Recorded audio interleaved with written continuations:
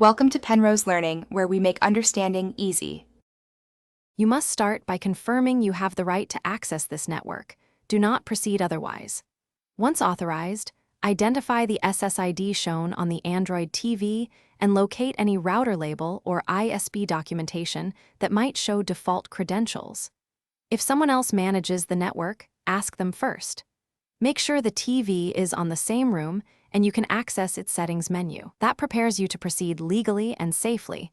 Once you have authorization and the router in reach, use the router admin panel or the ISP account associated with the service to view or reset the Wi-Fi passphrase.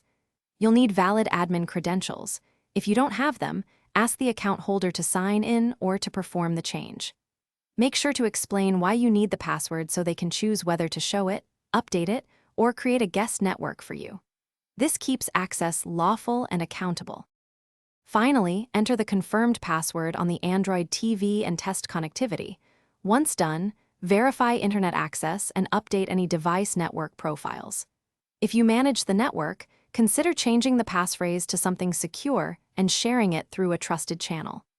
If the TV won't connect, restart both router and TV, confirm the SSID matches, and if problems persist, contact the ISP or the network administrator rather than trying to bypass protections. This resolves most issues without compromising security. Thanks for watching. If this was helpful, leave a like and consider subscribing. See you next time.